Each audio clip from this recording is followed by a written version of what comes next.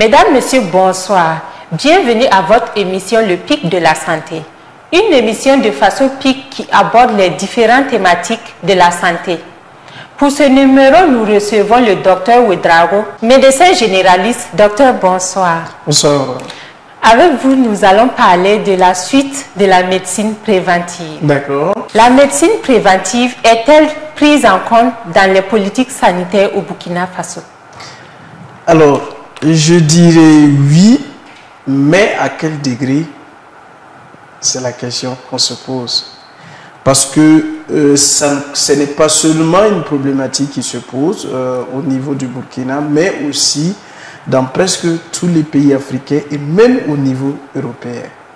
Parce que qui dit une médecine préventive doit avoir pour exigence première la prévention au niveau de la santé publique.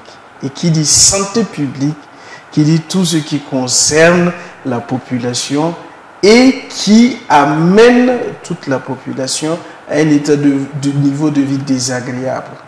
Donc, à quel degré? Ça, ce sont les politiciens qui peuvent bien l'apprécier. Nous qui sommes, c'est vrai, on touche beaucoup plus la population. Les gens viennent consulter, mais on ne le ressent pas de manière efficace. Voilà. Et je ne dirais pas que c'est un problème qui se pose seulement au Burkina Faso, mais ça concerne la majeure partie, surtout des pays en voie de développement.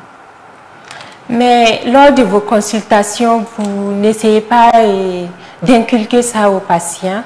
Oui.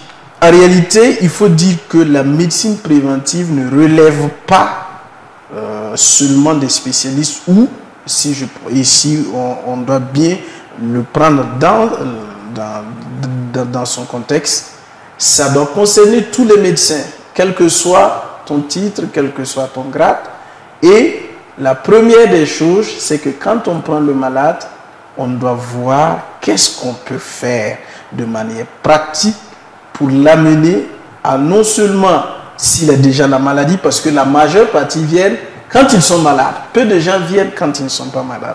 Donc vous voyez même que déjà le niveau, et il te dit que ta position par rapport même à la médecine préventive est déjà notée. C'est-à-dire, tu as déjà une personne qui est malade et qui vient pour prendre en charge sa maladie. Donc il va falloir que tu repartes et que tu poses des questions assez profondes, ce qui demande à passer beaucoup plus de temps avec le malade pour une première consultation et ensuite orienter à partir en prenant en compte son environnement, son âge, son statut. Et c'est en fonction de ça maintenant qu'on va donner les conseils.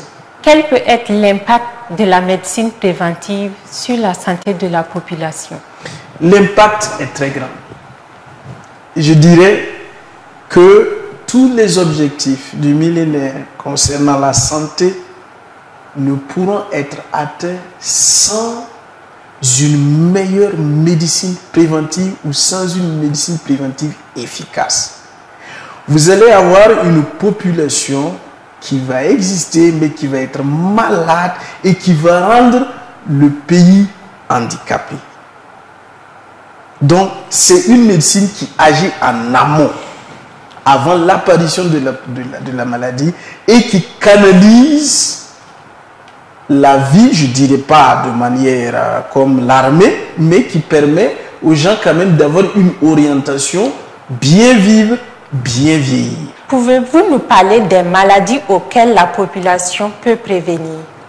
Et d'abord, il y a les maladies chroniques que vous connaissez déjà. Quand on dit quelqu'un a le diabète, quelqu'un a l'hypertension artérielle, quelqu'un a l'hépatite, il y a plein de ces maladies-là qui concernent différentes spécialités qu'on peut prévenir. Mais ce qu'on connaît couramment, l'hypertension artérielle, le diabète et aussi l'hépatite qui frappe en majeure partie aussi la population.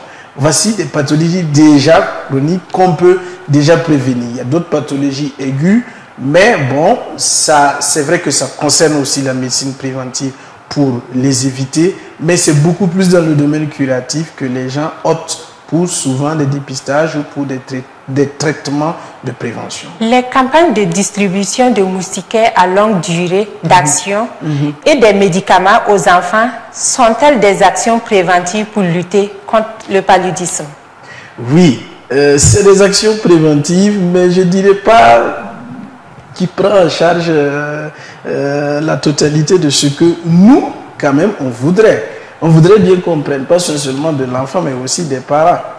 Est-ce que si on protège l'enfant et que la mère est exposée, est-ce qu'on ne va pas se retrouver avec une population de bas âge qui seront orphelins? C'est la question que l'on se pose.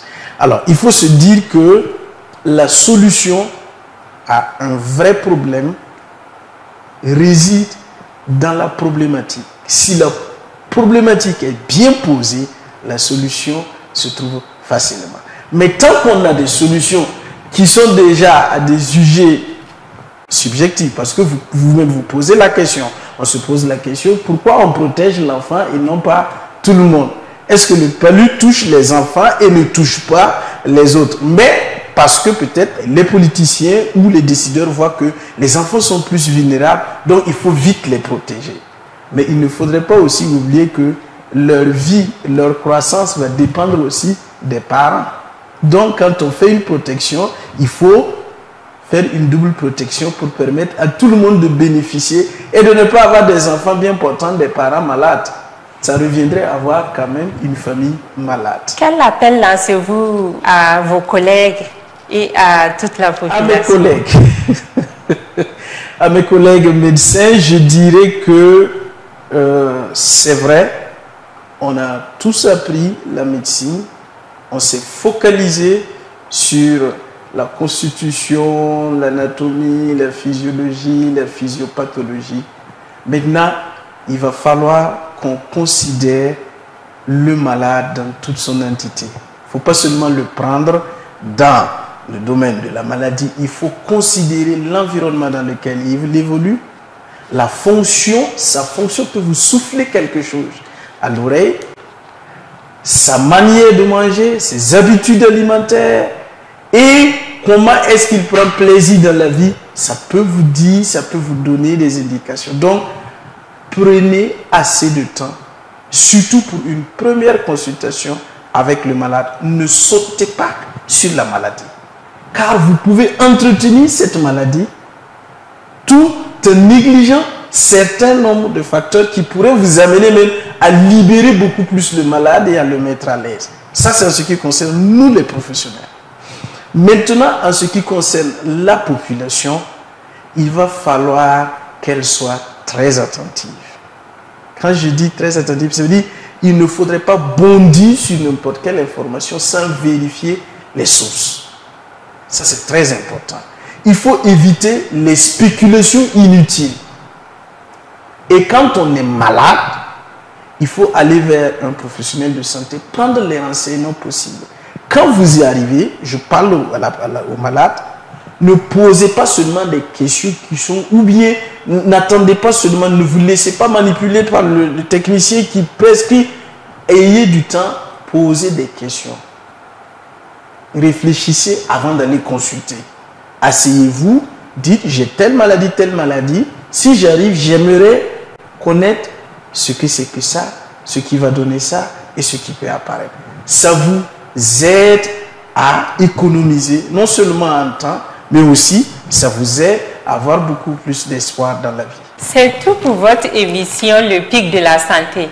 Nous recevions pour vous le docteur Ouedraogo pour parler de la médecine préventive. On se retrouve la semaine prochaine pour parler de la maladie du diabète.